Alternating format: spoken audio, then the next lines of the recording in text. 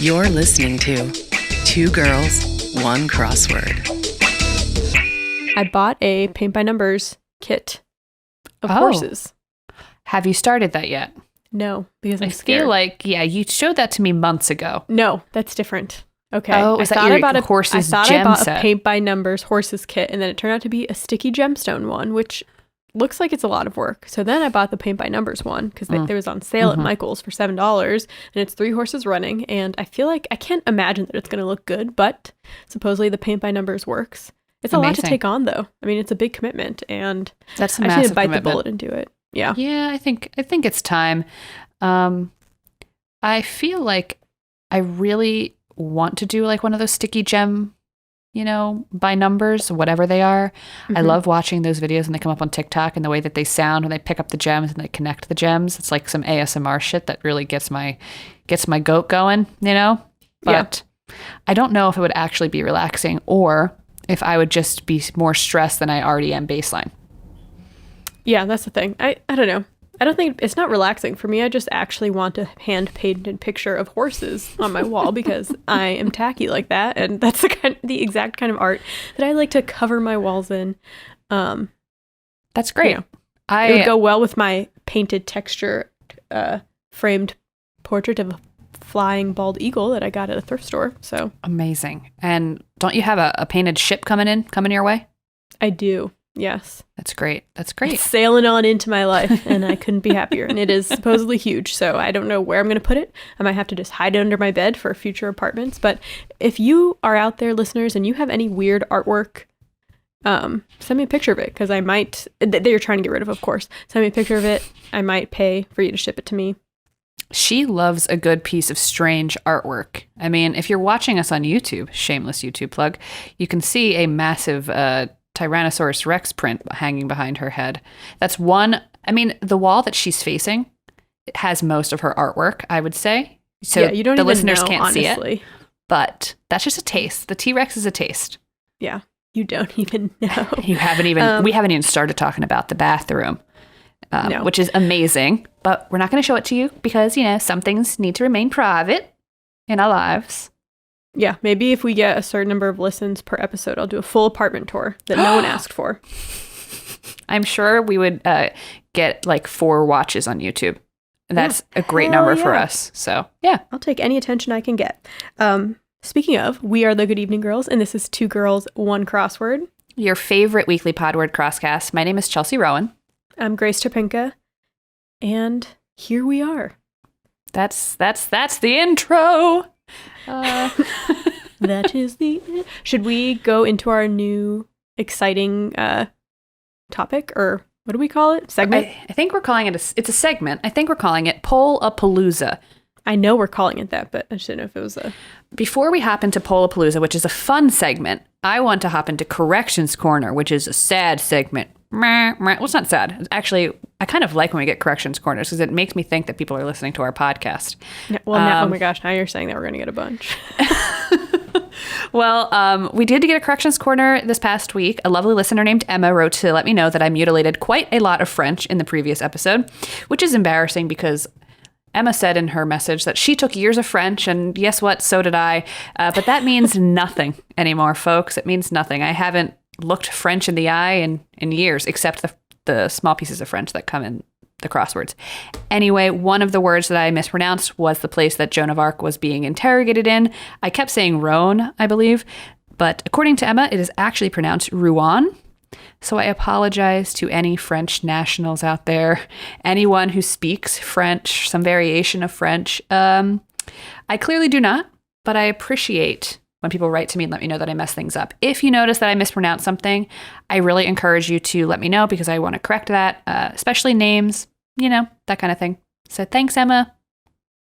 Yes, that goes for me as well. I know I mispronounce things left, right, and center. We try. I do look up how to pronounce things and then I write it out phonetically, but then in the heat of the moment when I'm reading off my notes, I'm just stumbling over it. And oh yeah, I listen to the videos. I go to howtopronounce.com. I find interviews where people introduce themselves. I do it all. But Okay, yeah, but sometimes I watch those videos how to pronounce things, and it's like a robot voice. yeah, and also some of those how to pronounce videos are troll videos to like get people like us who are desperately trying to understand how to pronounce That's what's something. happened to me. If I ever mispronounce something, it is because I watched a troll video on how to pronounce something. I refused to take responsibility for any of my actions, basically. So, but I guess now since we've gotten through the sound section, which I actually like Corrections Corner, let's get into Polapalooza. We asked our Twitter followers, do you use your local library? Options. Ooh. All the time. Sometimes, if I remember. Only as a kid. And never. Grace, what would you put for that one? All the time, obviously. I put sometimes when I remember, only because there will be periods of times, months, where I'm like using it all the time. And then chunks of time where I forget that a library exists. And then I'm like, how do I get this book? And I don't know what to do. And then I'm like, you have a library. You should do that. So. Well, that was the most common answer. 45% of people said sometimes if I remember. Ooh. So hopefully last episode reminded you that libraries exist and have a lot of resources. But 40%, the second highest, said all the time. That's amazing. That's great. We love that. So the top two answers are people who like to use the library. That's great. If you're in one of those, smaller sections that, or answers that don't necessarily use the library all the time, I would urge you to reconsider. Yeah, 10% said they only used as a kid, and 5% said they never use it. Let's see. Well, try again. Wrong answer. I say that with love, of course. I do urge you to support your local bookstores. A lot of them are so willing to work with you. They will mail you books. If they don't have a book, they will order it for you and you can pick it up there. I love to do it.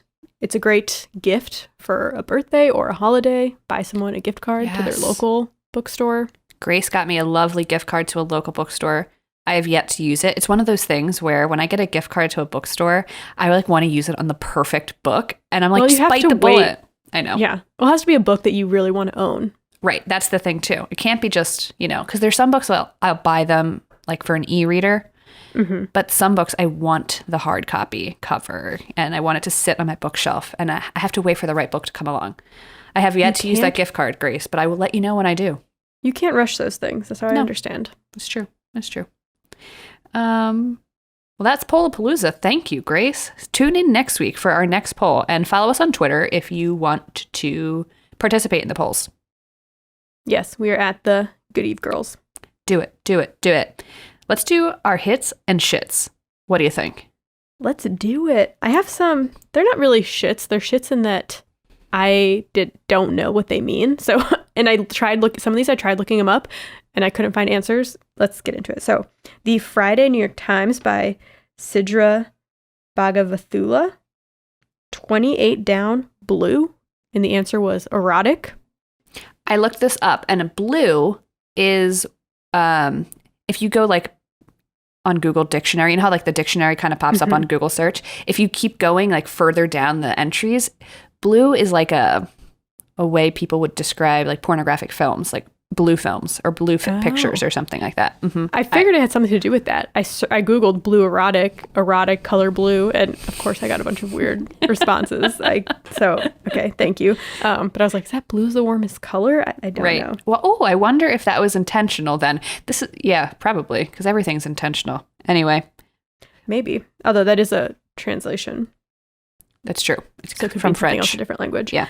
But also, another similar thing, on March 11th for the New York Times crossword puzzle by Leslie Rogers, 19 down, it was like a bunch of characters, like a percentage sign, dollar sign, pound sign, and at sign, pound sign, and sign, exclamation point, which that's like, for me, those are things that you do to replace curse words when you're typing. Right, like a keyboard slam almost, or or to, replace out curse words. But then the answer was oaths. Oaths. So I don't know. You got us, Leslie. Yeah. You got us. You got us good. If anybody knows what the heck that means, can you please explain it to us? We like to be educated. Yes, please. We like to learn. I think the big one, though, Grace, that you and I texted about is from, this is from the Saturday, March 6th New York Times by Sid Sivakumar. Love Sid's puzzles. They're amazing. I liked this puzzle specifically a lot, but this confused the crap out of both Grace and I. And we were like, what the heck is this? So if you know what the hell this is, please let us know. 13 down. Buses near Paddington Station? ? And the answer was snogs. And snogs means to like kiss, like to kiss somebody in British slang. Is buses another slang for kiss? I didn't look this one up. I tried to look it up and I couldn't figure out what buses meant. If it was like an English piece of slang. Let us know. We have some listeners who live in England. So yes, please let us know what the heck this means. Speaking of listeners that live in England, I actually want to shout out to one of our listeners, Bruce, who wrote to us. Thanks, Bruce, for writing. First time we heard from Bruce, and he was kind of questioning whether or not a story I told was in fact true. It is in fact true, so I'm going to share that story here. He wasn't aggressive about it, though, which you're making it. No, not at all. I thought he was very nice. Thanks for writing. But Bruce wrote to ask if I had actually eaten an emu egg in the past. And I feel like there are probably lots of people out there who have eaten emu eggs or ostrich eggs. But upon receiving Bruce's email, I immediately got nervous that I shouldn't have said that on like live on air. I was like, oh my God, are emus like endangered? Are they illegal? So I was like frantically Googling. Apparently emu eggs, people eat them all the time, or, not as often as chicken eggs.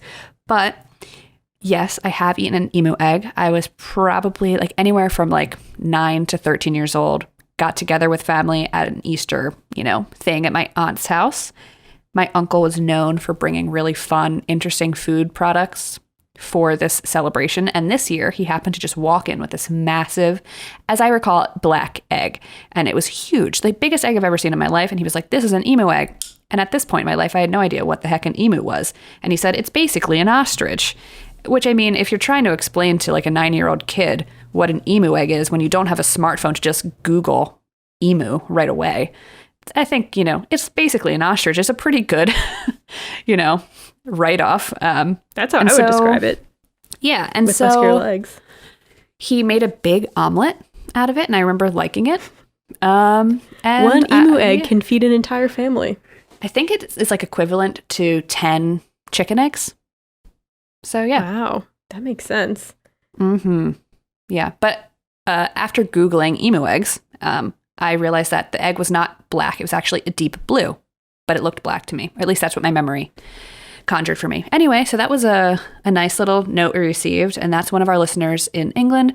If you have any idea what that crossword clue meant, please write back. Thank you very, very much. Speaking of gigantic eggs, there was something on Reddit. Someone posted a picture of a chicken egg with another chicken egg inside of it. It was like, look, my chicken hatched this egg and there's a mini egg inside. And the top comment was, ouch, my cloaca hurts just looking at this.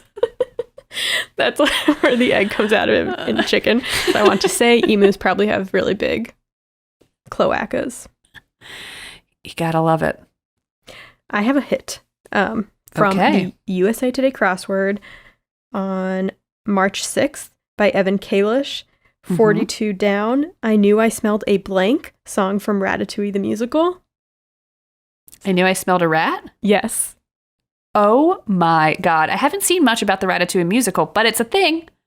Well, they made it into a real... They made it. Yeah, we need to watch that. But anyway, shout out to Evan, a friend of the podcast. Thank you. We love to see that in there. We're just going to pretend that he put that in there for us. I certainly will. If you don't know, TikTok, there was like a huge period of time where TikTok was basically writing an entire Broadway musical to Ratatouille, which is not a musical movie. Right. And it started out as a meme, as just a joke. And then, it got on to theater TikTok. And the theater kids took it and let me tell you, they ran with it. And now it's actually on Broadway. So follow your dreams, kids. It's not on. I don't know what they did. I feel like I think it's a Broadway production. Yes. Okay, it's a Broadway production. But yeah, obviously it's not like on the stage. I wonder if it will be on the stage at some point. Someone will. On Broadway or off. Someone will make like an indie version of it. Yes. Let me see. What do I got here? I feel like I really liked the puzzles this week in general. So yay, constructors. They were great. I'm trying to figure out, where do I want to start? Oh, I loved the Monday, March 9th New Yorker by Natan last. I always love Natan's puzzles. There's a lot of like literary references, which is like exactly what I like for my inner nerd. or just bookophile, whatever you would call me. But some really great cluing and answers. 19 across, birthstone, question mark, was home planet. Very good. What about, 28 down, offered some hindsight, question mark. And the answer is mooned. Amazing. 44 across, places to buy false thumbs. Magic shops. I love that. And We love a then magic shop. we love to see it. 14 down, disturbing comment from a tour guide or from a guide. The answer was, we're lost. Yes, that would be, in fact, very disturbing. And then my favorite from the puzzle, the answer's, pretty simple, crosswordese even, but it's the clue sometimes that just seals the deal, 51 across, famously double booked ship, question mark. The answer was Ark, as in Noah's Ark. Just very nice. Very nice. I also really like that puzzle, and I had a lot of those as my hits, but another additional one, 50 across, one likely to vote for a third party, question mark. Oh, what was the answer? Social butterfly. Yes. Very good. Very good. I also really liked the theme from the Monday, March 10th New York Times by Nancy Stark and Will Nediger. The revealer was 54 across. Warning you might give before revealing the endings of 20, 29, and 45 across. The answer was spoiler alert. And so the themed clues, the answers would basically, let me just read it to you. I can't explain it. 29 across, start of a saying about negative influence. And the answer is one bad apple. And the way you finish that phrase is one bad apple spoils the bunch. And so a warning you might give before revealing the ending of 29 across is spoiler alert, which is just cute. So I liked that one. 20 across, start of a saying about getting in the way. Too many cooks will spoil the broth. I always think of that video. Have you seen that? I don't know that. I don't know. Someone made like a fake 90s theme song to a 90s show called Too Many Cooks. Too many cooks, too many cooks. It goes on for like 20 minutes and they just sing that song. Anyways, Amazing. highly recommended if you want to go back in time to what used to be funny on the internet. All right. Still is funny, some might argue. I liked the March 5th New Yorker by Robin Weintraub. 21 across, synonym of obsessive that you probably shouldn't Google at work. Anal. Definitely don't Google that at work. And then 42 down, website that doesn't get many visitors, question mark. The attic, or just attic. Get it? I loved that Spider clue. webs. So good. You know what I learned from that puzzle? I thought this was kind of cool. 32 down, MIT Mystery Blank Annual Puzzle Competition. The answer was hunt. So then I looked it up, of course. So the MIT Mystery Hunt, if you're really into puzzles, you might already know that this exists, but it's essentially like an annual puzzle hunt that is hosted on the MIT campus every year. And the winner of the puzzle hunt gets to construct the puzzles for the next year. And it kind of is like a scavenger hunt, and you do puzzles and you have to find like whatever it's called. I think it's like a coin is like a hidden thing that you have to find somewhere on the campus. And it looks amazing. Something that if I was smarter, I would like to do, but maybe one day, Grace, if we're feeling confident, that's something we could do. Go all the way to MIT. Yeah, I mean, Okay, money bags. it's true. What else you got, Grace? What else? The March 9th New York Times by Simon Moreau. 17 across. They often come out at night. It was False teeth. It's so good. It was so good. Yeah. Honestly, I mean, sometimes it'd be nice to just be able to like have the option of teeth and not have to floss them every night. I floss really. I have issues with my teeth. Anyways, I'm not going to go into that, but the struggle. I sometimes wish I could just like take off my skin and like hang it up at night. That's an interesting sleep in like concept. a warm bath. Ooh. And not have to worry about it. And not have to worry about getting wrinkled. I think that's the only thing, is eventually you start feeling your skin start pruning up. But the moments like before your skin starts pruning, it's amazing. I would like to. Sorry, maybe send it to like a dry cleaning type thing and then get it fresh in the morning. Amazing. That's all I've got. That's all I've got. Should we, flip the coin? Let's flip the coin. Okay. I wonder what it's going to be. I wonder, the 5th of November. Anyway, that's an inside joke that you guys wouldn't get. I feel like most people do know remember the 5th of November. But we think it's extra funny for different reasons. Yes. True. Okay, I'm flipping the coin now.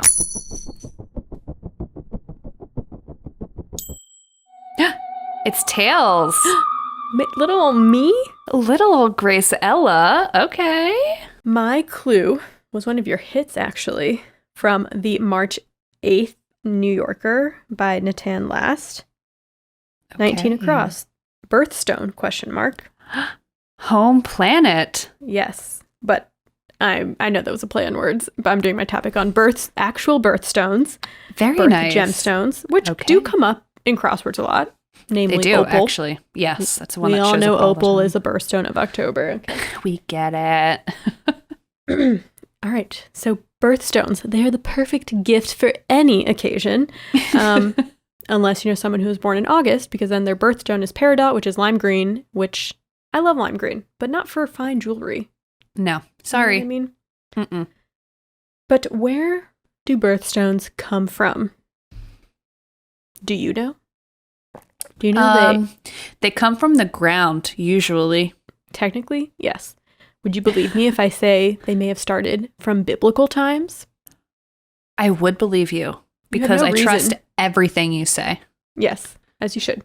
Well, okay, the birthstones that we know today come from a list curated in like 1912 by the Jewelers of America, but their history does go back to biblical times. So, okay. The biblical Aaron, who was the older brother of Moses, wore a bedazzled breastplate with gemstones representing the 12 tribes of Israel, and the gems were arranged in 4 rows and set in gold. So this was all in the book of Exodus, which was probably written in 600 to 400 BC. Aaron was the first high priest of the Hebrews.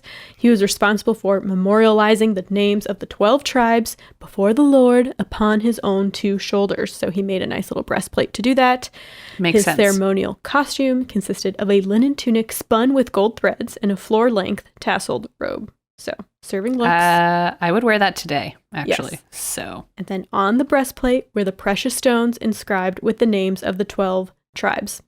Now, over centuries, the translations from the original Hebrew text and also like the increase in understanding of mineral compositions of stones and, you know, how there's more than one red stone, there are different possible combinations of the stones that were on the breastplate. So there's not like, no one knows for sure, but one of the more commonly accepted arrangements of the stones, there were four rows from top to bottom, are ruby, topaz, and emerald, turquoise, sapphire, and diamond, jacinth, agate, and amethyst, beryl, onyx, and jasper. Now, you may recognize some of these as some of today's birthstones, except peridot. That was added later by someone who hates people born in August. Is someone who's born in August a little bitter tonight? No, not that I know of. So the first academic research of the breastplate was carried out by a Jewish Roman scholar, Titus Flavius Josephus.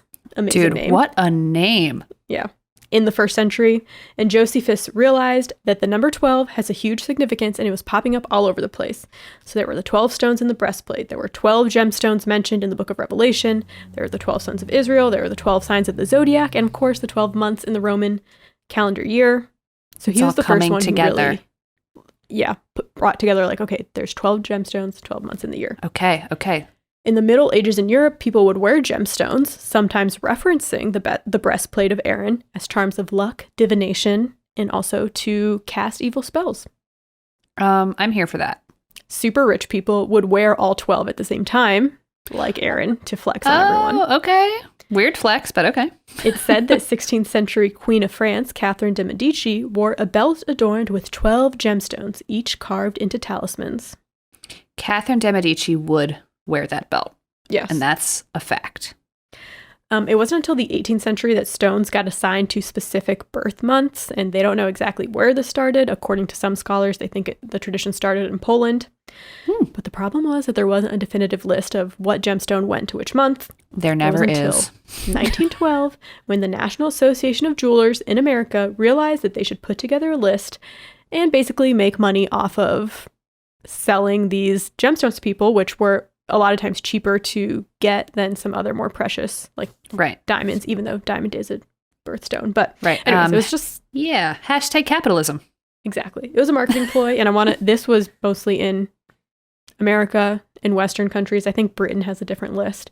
But other like Eastern countries have their own stones that they associate with like the zodiac or with months, with a religious calendar, etc. Cool. But this list that they made has remained relatively unchanged. Some months do have new stones. Like some months have 2 stones, but August is one of them. But I'm a traditionalist. I go by the traditional peridot, and I'm upset by it. What's the new stone? Are you going to get into it? No, I don't talk about the new stones. Oh, okay. It's like a reddish color. I forget what it is. Okay. Which is nice, but it's like, I mean, everyone just knows the lime green is August, so whatever.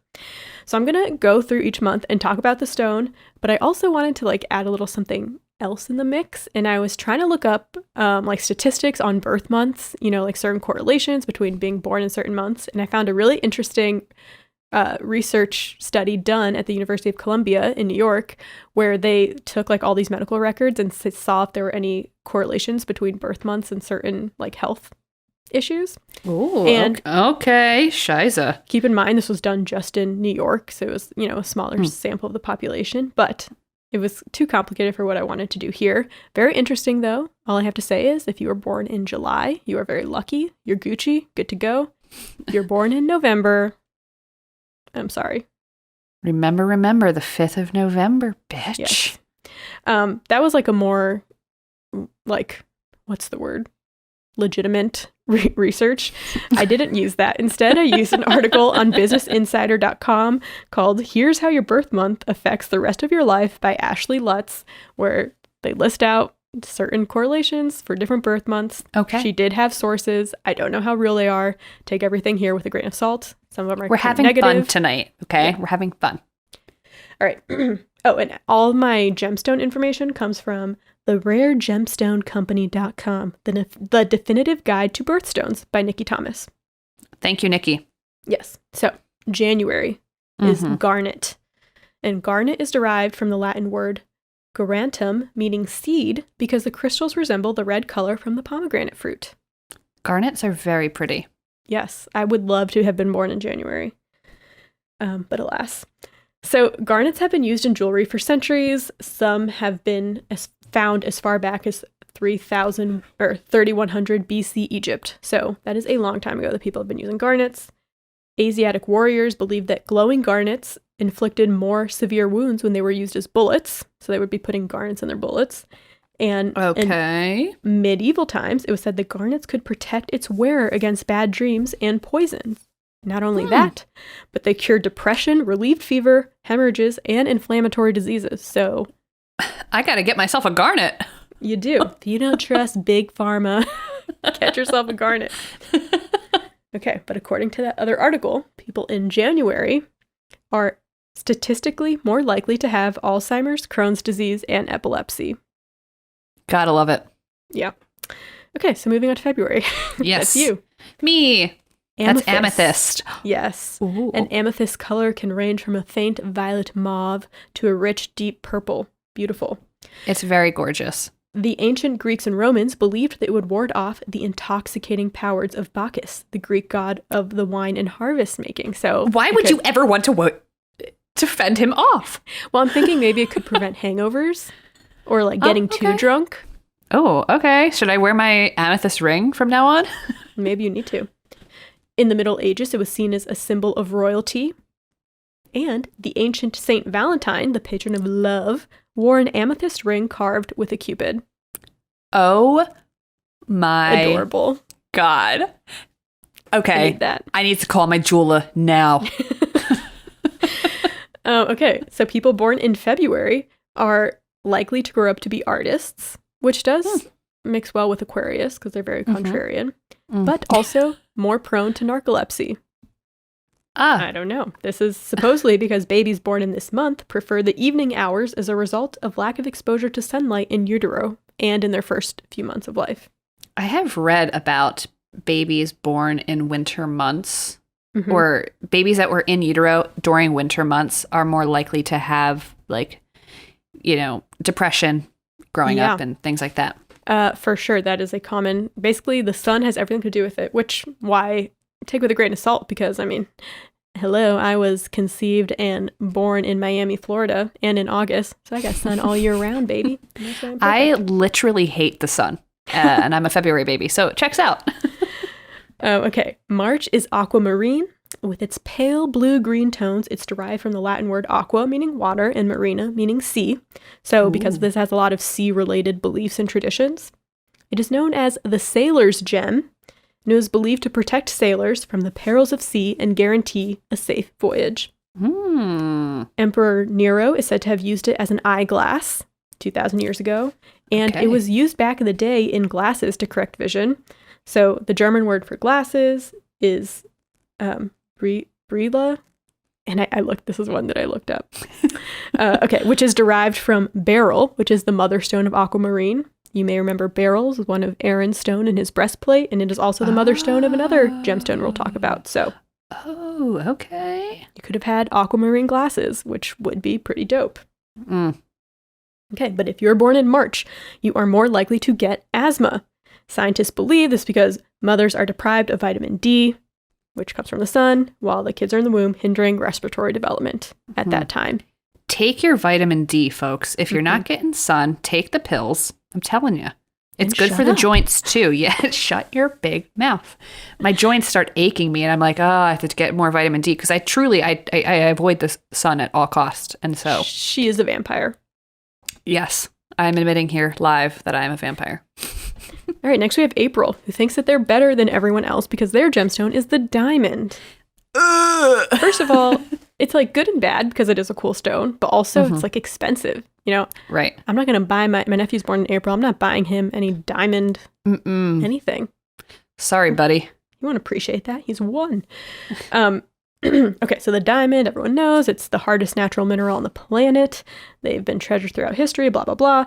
Ancient Romans and Greeks believed that they were the tears of the gods, or possibly even splinters that had broken off of falling stars. I love that, actually.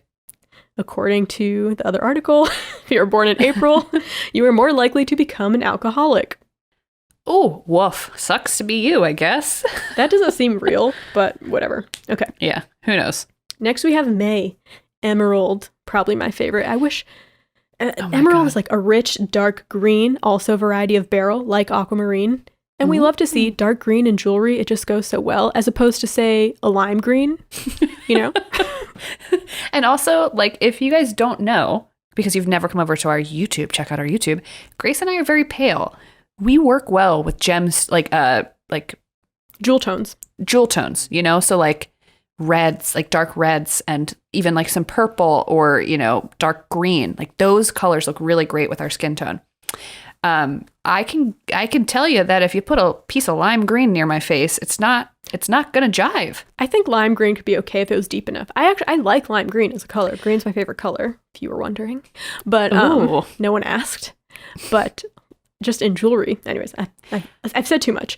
So, green is also my favorite color, so... Green. Do we have to fight later? Too? Yeah. We can. What color's your couch? Gray. And my couch is going to be green. Anyways, back to emerald. Oh, I could climb through the Zoom. Nerve, listeners. Emerald is thought to be Cleopatra's favorite gem and the sacred stone of the Roman goddess Venus, who is the goddess of love and beauty. And in the Middle Ages, they were believed to hold the power to forecast the future. Oh my God, I love this. So, May babies, you may have a beautiful stone, but you are also more susceptible to diabetes and glaucoma. So, ooh, sucks. You win some and you lose some. We can't all be perfect, okay? Now we have June, the pearl. Ooh, pearls are pretty. Pearls are pretty. They are created in certain species of mollusks in either fresh or saltwater, fresh or seawater. When a sand particle or rock fragment is trapped inside the shell and it irritates the mollusk inside, the mollusk coats the particles in layers of a shell, and then humans are like, knock, knock, wow, that's beautiful. That'd make a beautiful ring. Open Let me just up. take that. They're like, couldn't you have gotten that earlier before I had to make this whole shell around it? Yeah, it's like having something in your tooth and you can't get it out. But, you know, mollusks figured out a way to make it work, and we're over here just flossing. Yeah, and they looked good doing it. So the ancient Greeks believed that wearing pearls would uphold marital happiness. And early Chinese myths told of pearls falling from the sky when dragons fought. Love that. That would be nice. Okay, so if you're born in June, you're likely to have vision problems. However, June has the highest number of Nobel Prize winners and CEOs. June, is that Gemini? Is it? I believe it's know. Gemini. Keep talking. I'll look it up. Okay. Yeah, I mean, once we get into the summer months, things are gravy. Things start looking good from there. It's thanks to that sun. So, yes, June is Gemini, which makes sense for why there's so many CEOs. Because Donald Trump is a Gemini. Yes, they say that a lot of serial killers are Geminis, which makes sense. Because you can't have a moral compass. And then also, to be a CEO, you might not have to have a moral compass either. But this is not an anti-capitalist crossword or crossword podcast. So. Just because you're a Gemini doesn't mean you're horrible. I'm sure that there are nice Geminis out there. Oh, that's true. That's true. But we're just looking at patterns here. Looking at patterns. You cannot argue against the statistics of this article that I read. It's true. So Business Insider, baby. Sorry, continue. July, the ruby. I was thinking, since I don't like my birthstone, I was like, well, what are my parents' birthstones? We have the garnet and the ruby. So we're red. Amazing. Anyways. Lots of red. July is the ruby. Rubies have the highest price per carat than any other colored gemstone. So if you don't have a diamond, this is the most expensive one to get. And it is the second hardest material after diamond. So it's up there. Thailand and Burma both consider ruby their national stone, and they're known for producing a lot of them.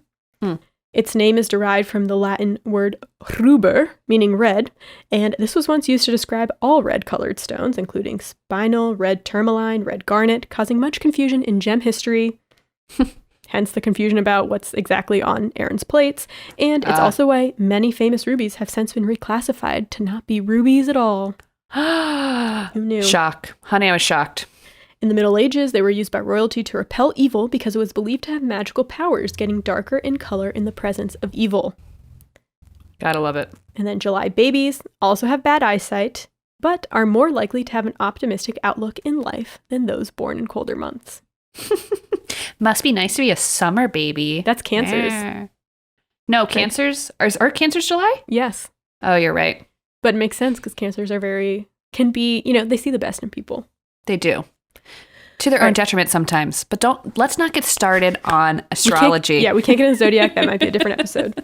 All right, next we have August peridot, one of the oldest known gemstones.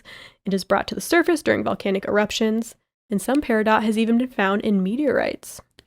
Grace, it might not be the best color, but that's freaking cool. It is cool, though that is how some other gems are found as well. Oh, boring. It was first mined by ancient Egyptians. It's known to be the gem of the sun, and some believed it would protect them from terrors of the night, which I need. During the Middle Ages, it was thought to ward off evil spirits. So it has this is a journey for me. I need to learn to love the peridot.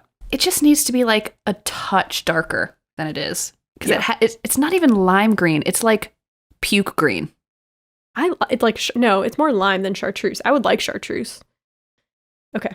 Anyway, continue. People born in August, more likely to struggle in school, but they're 30% more likely than children born in September to be labeled as the, quote, problem students by teachers, according to the UK Institute for Fiscal Studies. And that's because, we're the youngest in the class.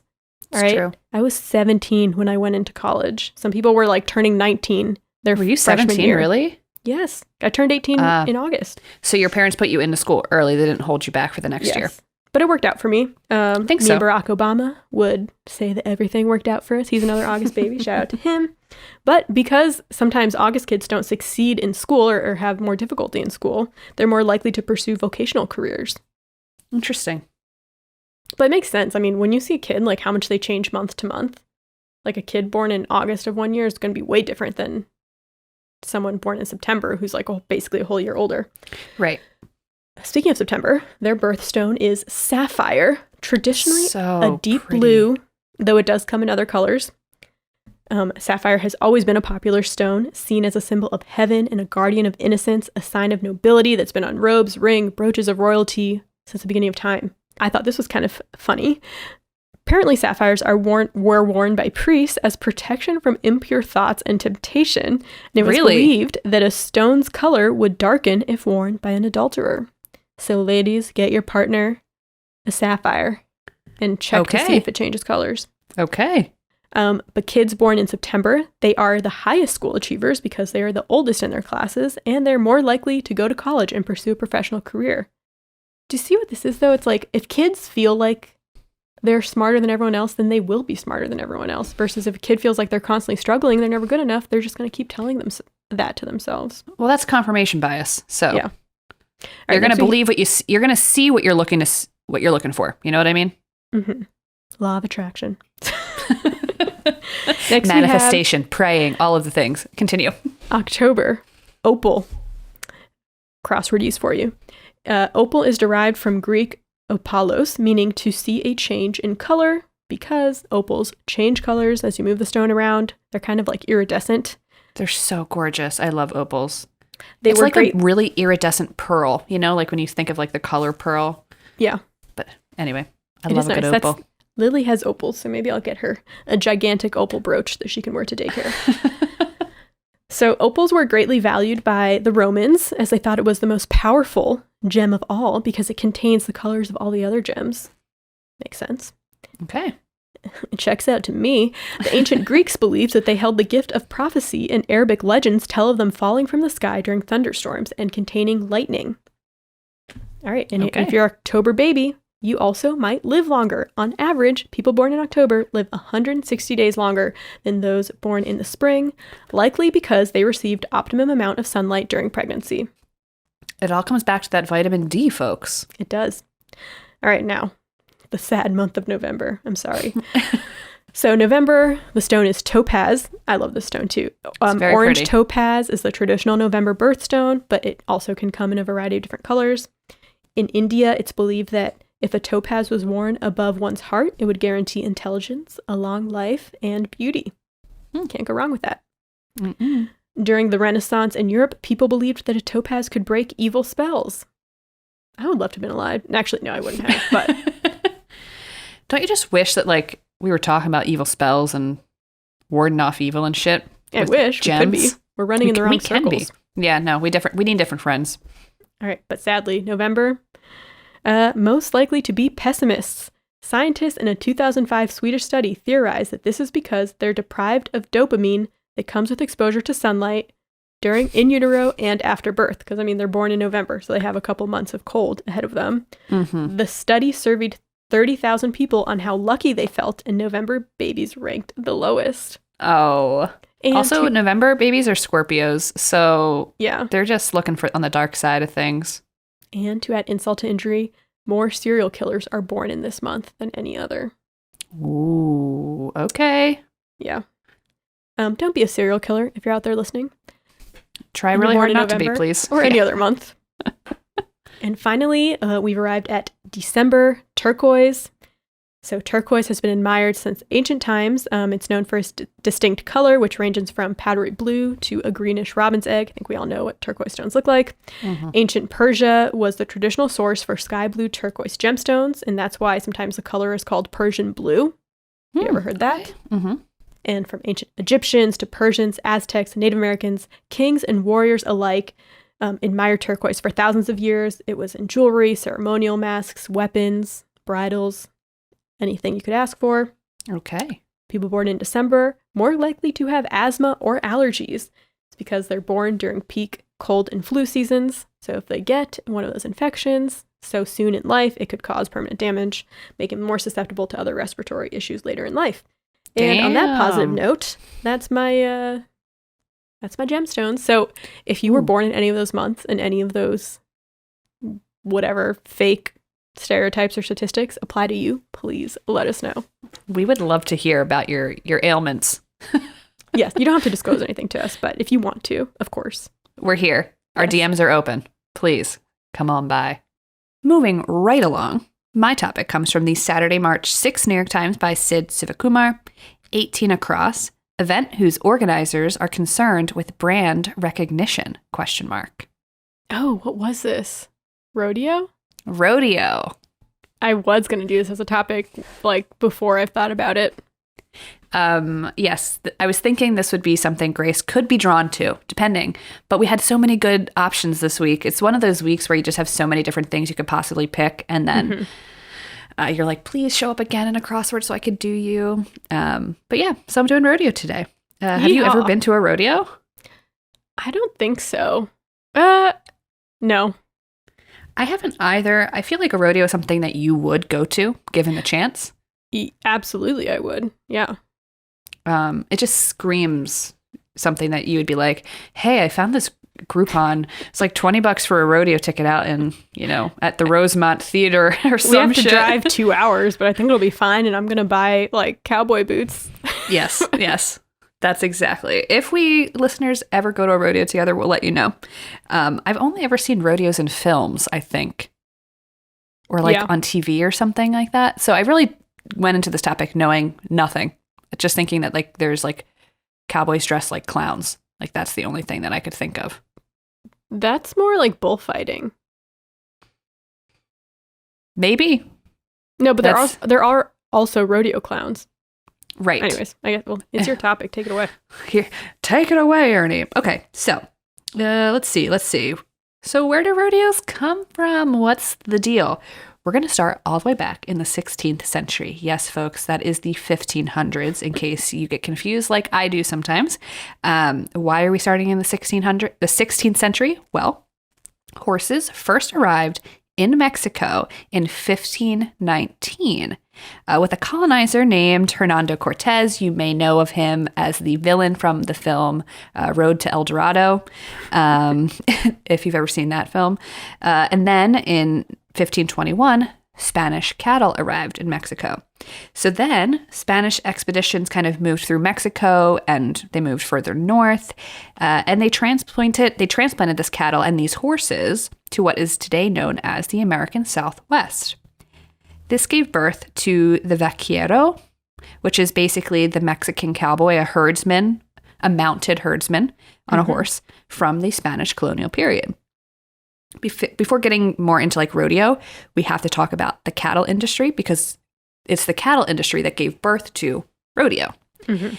In deep South Texas, the environment is really good for raising cattle. That's exactly what I have written in my notes. I don't understand why it's good for raising cattle. I can't really get too much into it, but it's good for tumbleweeds. They like that.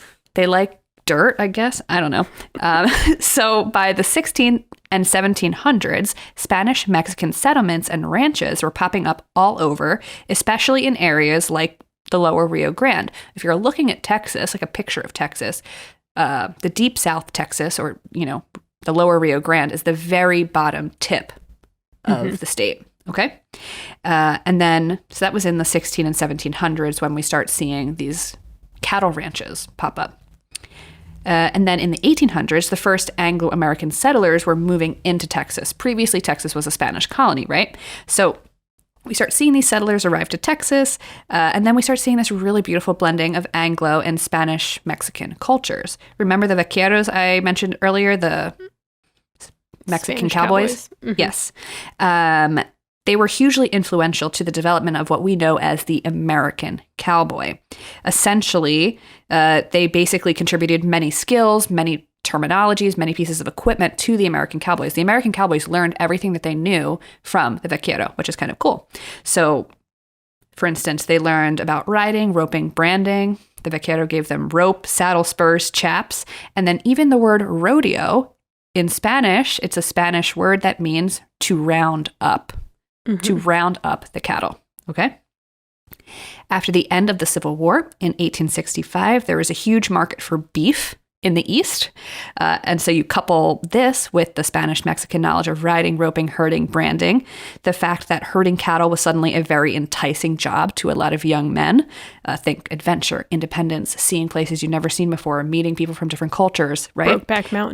Brokeback Mountain, etc. And then, of course, the birth of the railroad. You take all of these factors, and this leads to the explosion of the cattle industry. I mean, it's like a match made in heaven. It was meant to happen. It was meant to happen. Cows, but no, sadly. To society. Okay. To society, right. So ranchers would organize these massive cattle drives where cowboys would herd cattle from their ranches in Texas all the way to stockyards in places as far away as Kansas City.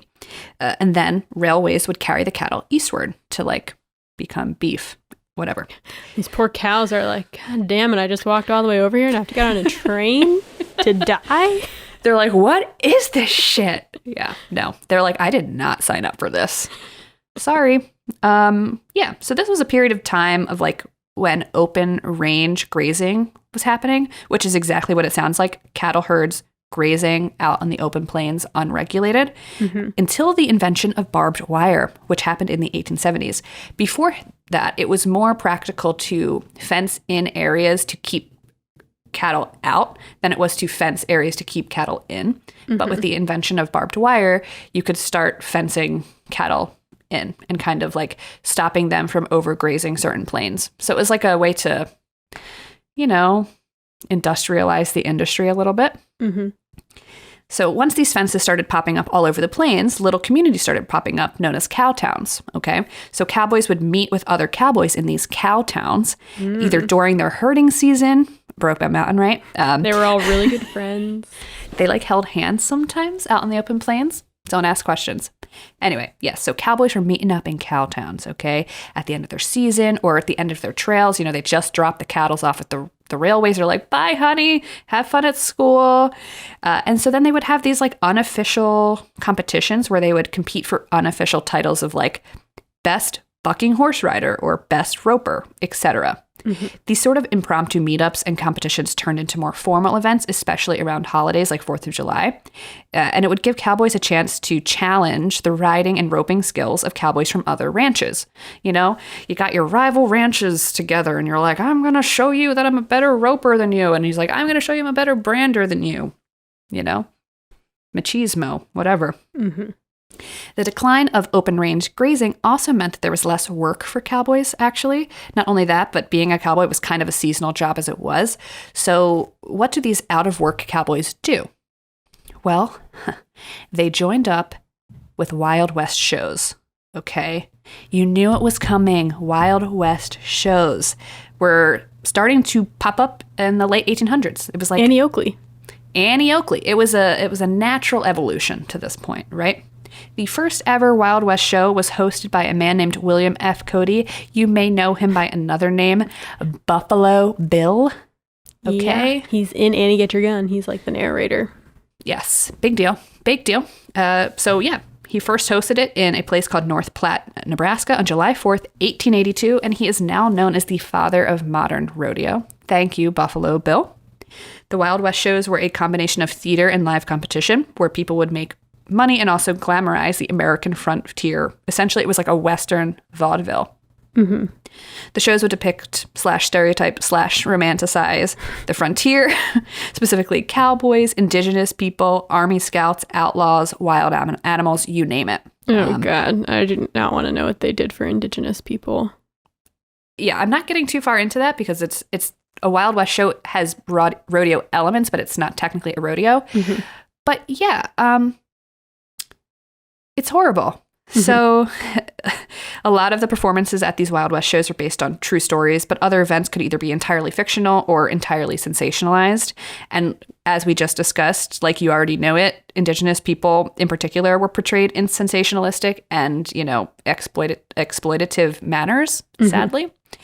But one plus, Wild West shows were not just for men. Some famous women were involved in Wild West shows, such as Phoebe Ann Moses Butler, today known as Annie Oakley, the sharpshooter, okay? The woman, the myth, the legend. Yeah, so Wild West shows led to exhibitions of rodeo skills in the East, eventually into Europe, and by 1890s, rodeo had become a spectator event and a legitimate sport. Look at that. Can you believe it? A little bit more about rodeo becoming a legitimate sport. In 1929, the Rodeo Association of America was founded by a bunch of managers and producers. It was basically formed to start regulating the sport and make money off of it, of course. And as of 1975, it is known as the Professional Rodeo Cowboy Association, and their rules are accepted by most rodeos nowadays. So And then at the turn of the 21st century, were at least 600 PRCA sanctioned rodeos held annually across 40 U.S. states and 3 Canadian provinces, because rodeo is huge in Canada too, which I thought was random. But hey, get it to it, you know? Makes sense. Yes. So now Lots that of we land. know, yeah, and I think they had ranching too, like cattle grazing and stuff. I'm sure they did. So now we know some basic history of rodeo. I'm going to talk about like what the heck actually happens at a rodeo. Please Since do. Grace and I have never been there. So a contemporary rodeo typically has 5 main events. They are saddle bronc riding, calf roping, bareback bronc riding, steer wrestling, and bull riding. The first 2, so saddle bronc riding and calf roping, represent a more authentic look into what rodeos were like in the 19th century. And the last 3, which are bareback bronc riding, steer wrestling, and bull riding, are feats that were invented by daring rodeo stars and cowboys in the 20th century. So they're not really traditional.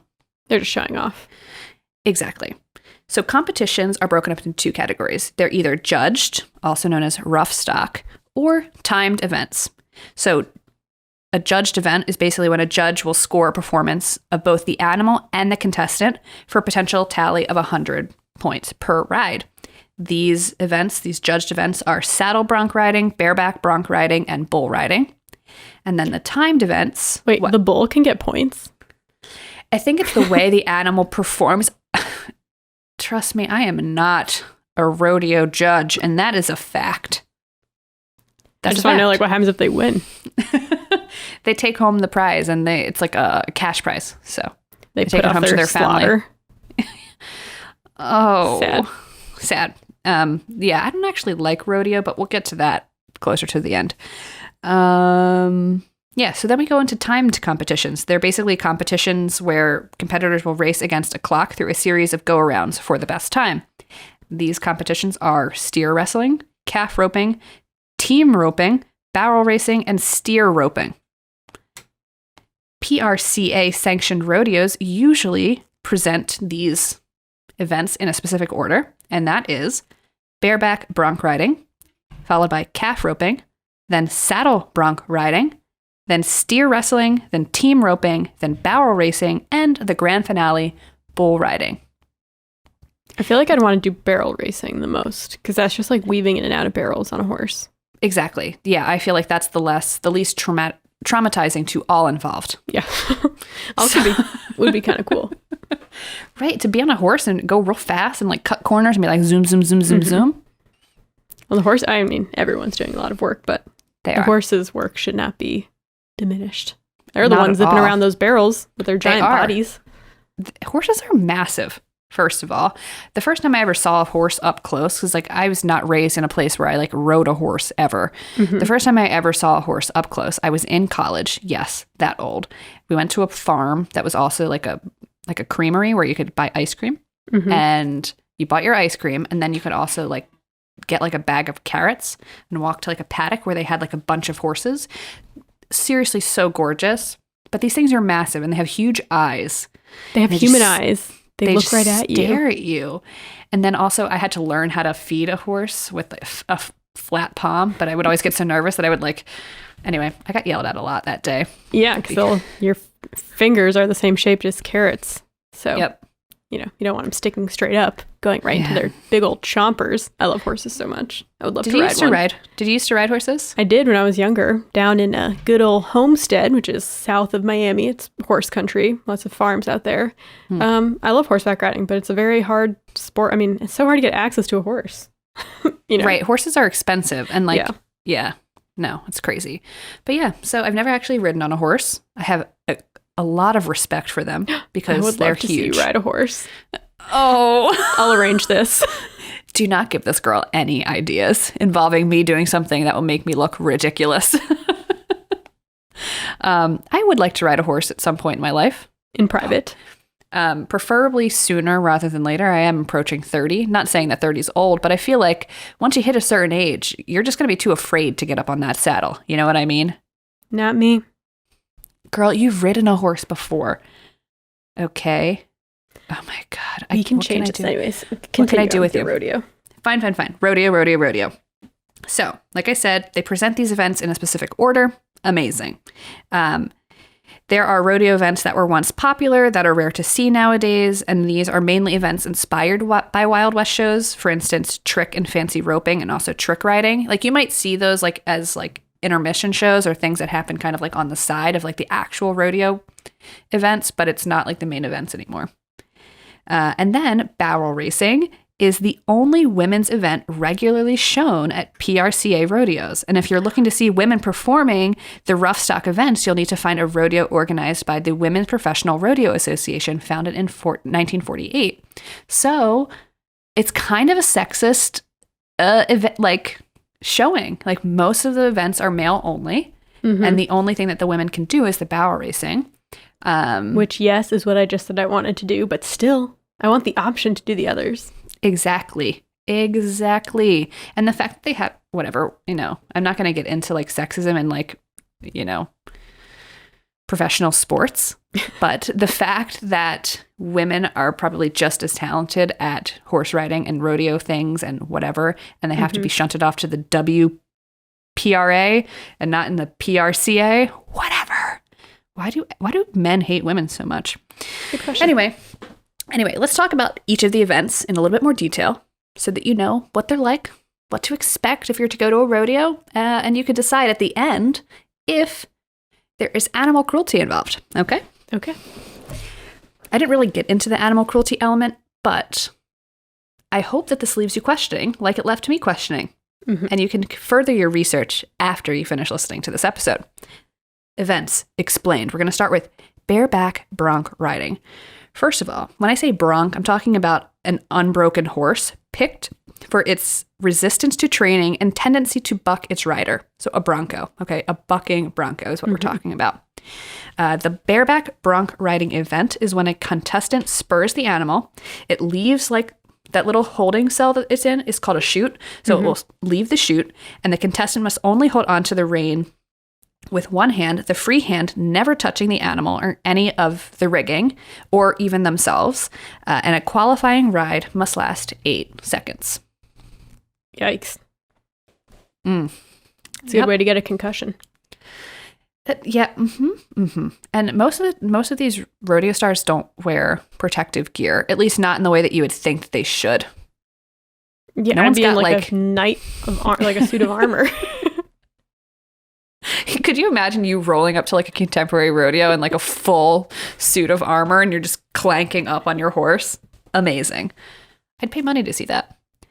The next event is calf roping, aka tie down roping, which evolved from the traditional roundup task that cowboys and vaqueros performed out in the range. Calves would have to be roped and subdued for branding or, doctor's visits, that kind of thing. This is a timed event.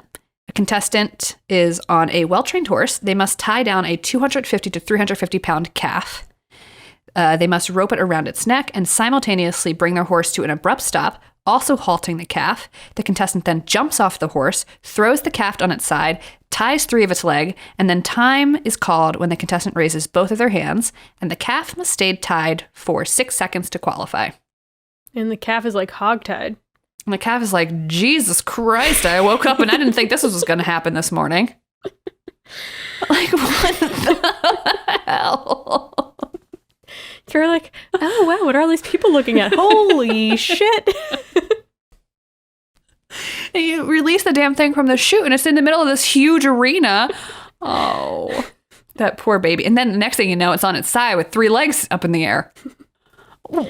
We've all been in that position. Poor baby. Okay, that brings me to the next event. Saddle bronc riding. Similar to bareback bronc riding, except now the bronco is wearing a harness, a hornless saddle, a plain halter, and a 6-foot braided rein. The point is to stay on the horse as long as possible. The feet must remain in the stirrups, and the free hand cannot touch the horse, any of the gear, or the contestant's body. Now we have steer wrestling, like, STEER wrestling.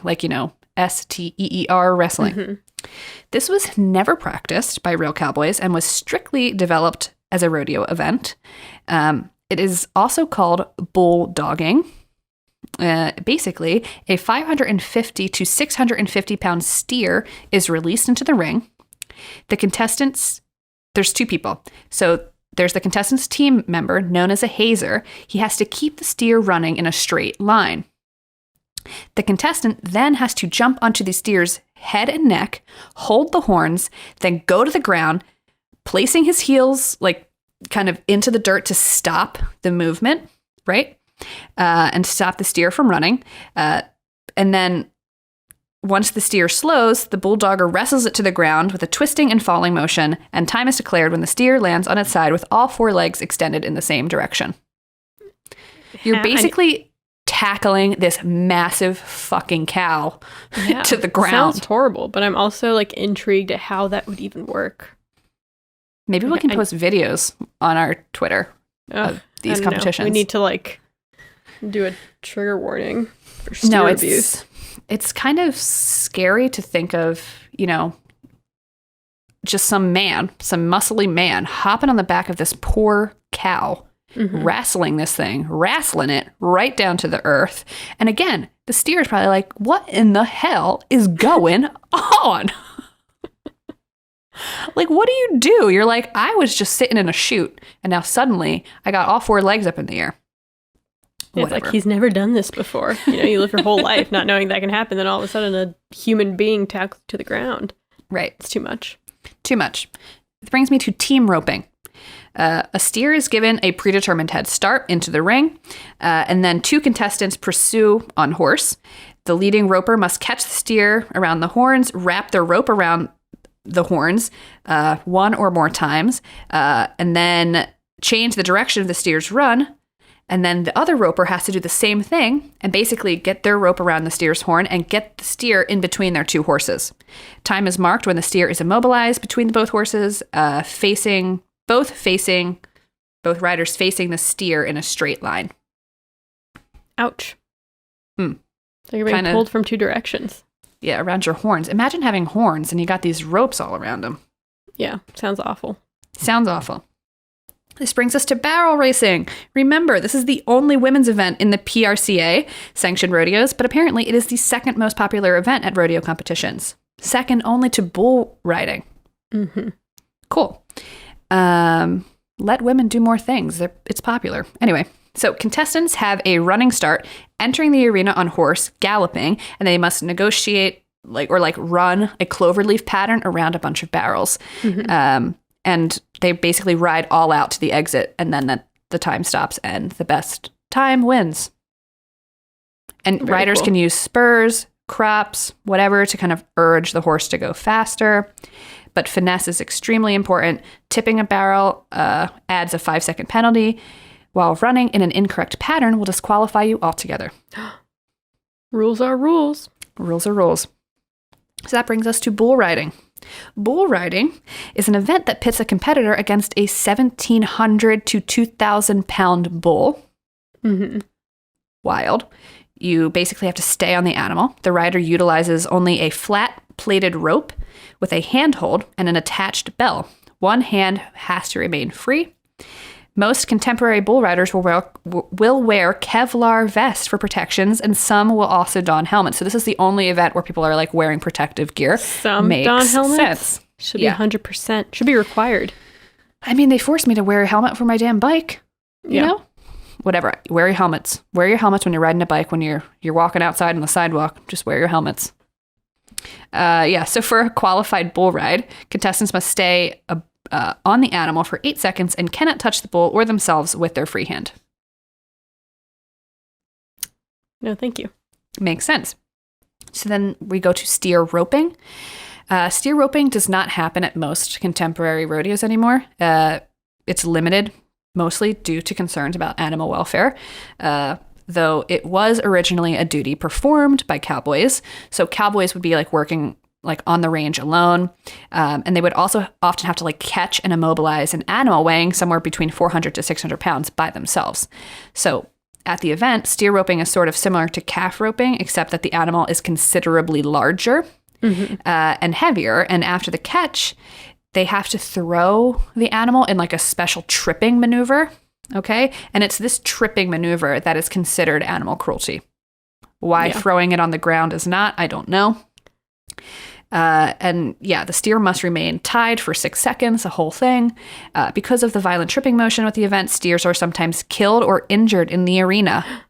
Oh, no. And it's been outlawed in most states in the Western U.S., though some variations kind of exist at other different rodeo shows. So you might be able to see something like this at a rodeo, even though it sounds sad. And then I'm just going to point out 2 other events that you might see, the sideshow events you might see at a rodeo, because I thought they were hilarious. One is called mutton busting, which is basically you seat a child on top of a massive sheep, and then the sheep is released into the arena, and basically the child that stays on the sheep the longest gets a prize. Okay, I've seen this. I feel like I have seen the setup of a rodeo or something at the fair, like the county fair. And we stayed to watch this one event of, children riding sheep, which was... Yes. And all the pictures I saw of this one had kids in helmets, so that's good. Wear your helmets. Yeah. And then still feel bad for the sheep, though. I feel bad for all the animals here. I just don't understand how you can. I mean, fine, if you're gonna eat meat, that's one thing. But are you about to like hop out into the backyard and wrestle your damn steers to the ground? Like, come on, why you gotta do that? Why you gotta, to show that you're strong? Pick up a barbell, whatever. I'm gonna end on like the weirdest one. Personally, I think it's the weirdest. It's called wild cow milking. Okay. And it's kind of exactly what it sounds like. It's a team-based sport. The goal is to catch and milk a, quote, wild cow. What's a wild cow? It's basically like a semi-feral animal that is not used to being milked by people, usually a beef cattle breed. Just a cow that's never been milked before. So you have to chase after it with your team, catch it, and milk it. Imagine what that cow's thinking. He's like, what the hell do you think you're doing? Get your hands off my udders. You know? And you got to do it real quick because the shortest time wins. So yeah. Let me know if you want my sources. Lots of really great sources. Lots of great reading material out there. But that's what I got for rodeos. Well, thank you for sharing. Certainly left me with a lot to think about tonight. Definitely don't throw your cows on the ground. That's my personal opinion. I couldn't. I mean, I don't even have cows. Definitely not strong enough. Yeah, if I had a cow, I wouldn't throw it on the ground because I'm not strong enough. And also because I don't want to. You heard it here first, everyone. All right. Well, thanks for joining us for another wonderful episode. If you want to talk to us, please follow us on Twitter at The Good Eve Girls. Or Instagram at The Good Evening Girls. Or TikTok at The Good Eve Girls. Stop by, say hello. We love hearing from you. Send us your thoughts. Send us your corrections corners. Send us your PIN numbers, your social security number, and your home address, your birthday, passwords. We might just send you a birthday gemstone. All right, listeners. Until next time. Bye-bye. Bye.